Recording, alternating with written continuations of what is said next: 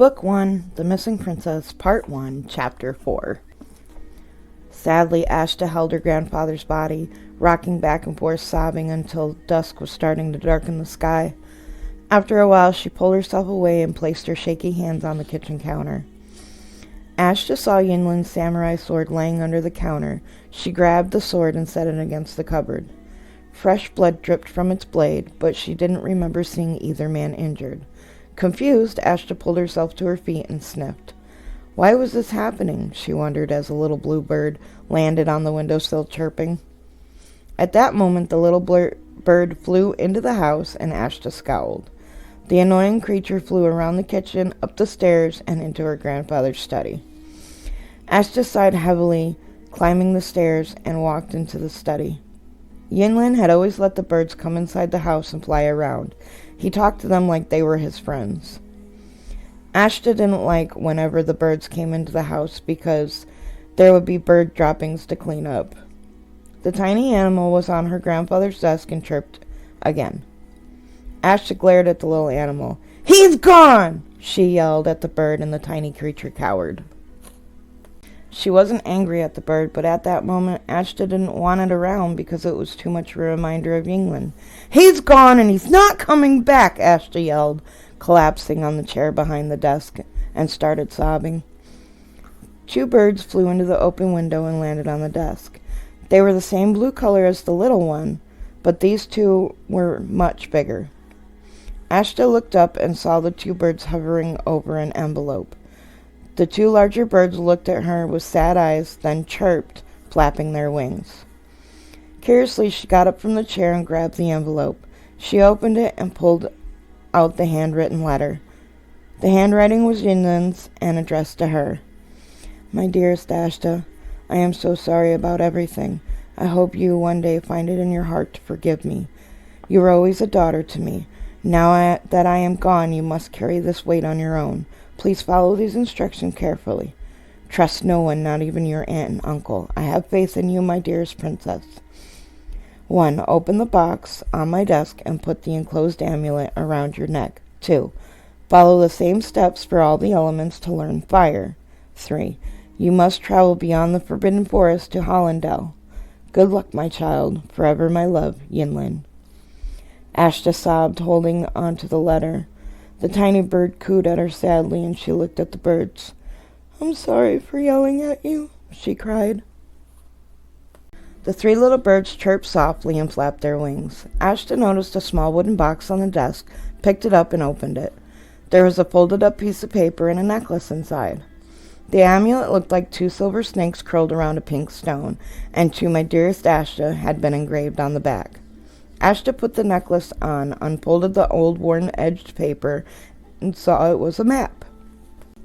The map showed a way through the Forbidden Forest and to Hollendale, but there was a blank space between the forest and the kingdom's land. Ashta wondered what might be in that space, but then shook the thought from her head, deciding she would worry about that little detail when the time came. Carefully, Ashta folded the map back up. She was going to see where those men came from, and she would see to it that they paid for her grandfather's desk. She put the map on the desk and ran to her bedroom. She pulled out her camping pack and began packing it with essentials. Ashta thought about the men who killed her grandfather and became furious. She never saw a clear view of their faces, but could remember their voices if she heard them again. Yinlin was the only family she had. Ashta remembered Yinlin kept his sword and two kendo sticks hidden under his bed and ran to his room. Although the sword was already downstairs, she grabbed the harness and the kendo sticks and ran back to her room. Quickly, she grabbed her backpack and hurried down the stairs, making sure she had packed enough food, supplies, and clothing. She didn't know how long she would be gone or if she would ever come back. Quickly, she glanced at herself in the mirror and saw Yinlin's blood on her. Sadly, she huffed a sob, clenching her fists. Immediately, Ashta walked into the backyard and took her place on the elemental rock. The earth started to shake softly and dirt rose with a swirl. Tears filled her eyes as water appeared and circled with her and the other elements. She cleared her mind, closed her eyes, and began her emotional, fluent dance. She spun around in gentle circles, but her movements became more violent as she spun around faster and faster. Suddenly, Ashta felt heat rise, but still concentrated on her dance, and the heat became hotter, making her open her eyes. There was a tornado of earth, air, wind, and fire swirling around her. At that moment, the symbol for the fire element burned a bright white light. Ashta felt the breeze as everything swirled around her, and she was proud of herself. Suddenly, Ashta felt a burning sensation creep down her spine and stopped dancing, screaming out in pain. The pain brought her to her knees, and an invisible force held her arms straight out as the 5 symbols disappeared from the rock and appeared across Ashta's shoulders. The pain suddenly stopped. Quickly, Ashta opened her eyes and saw that she was somewhere else she had never been before. It was a dreamlike vision all around her. "We have to do it now," Ashta heard a woman say. "Anastasia, how could they deny our child like this?"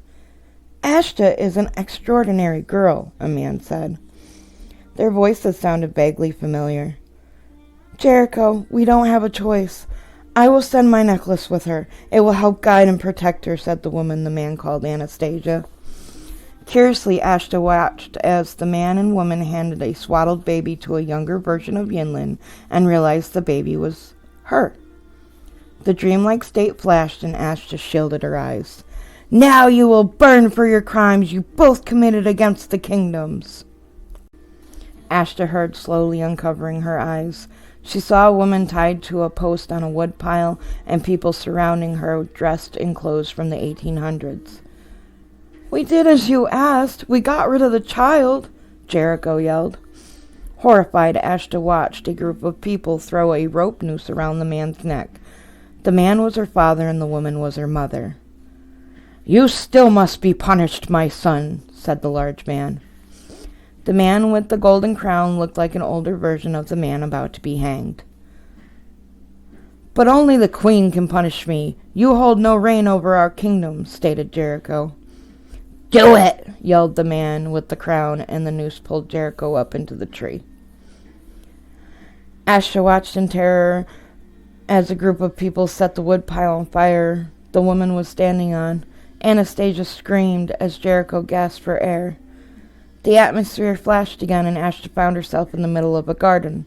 Confused, she blinked a few times and looked around. "The princess, you're alive," asked a loud male voice. Ashta spun around in a circle, but saw no one, just plants and statues. "How can this be?" the voice asked. The voice was male, but had a mysterious echo.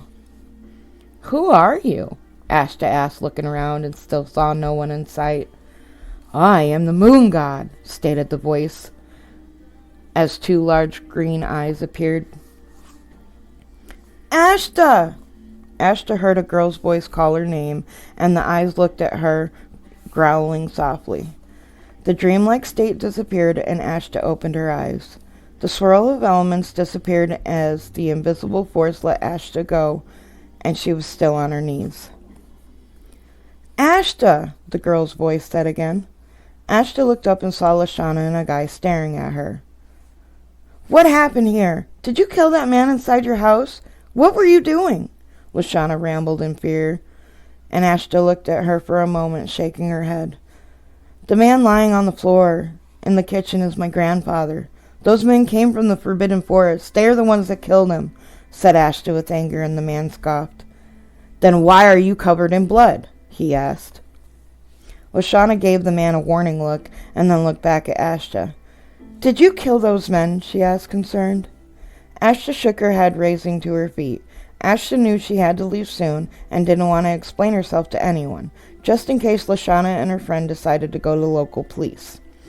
Ashta looked at Lashana sadly and headed toward the house. "Look, don't worry about all of this. Some things are going on even I don't understand. I have to go," Ashta called, walking back to her house.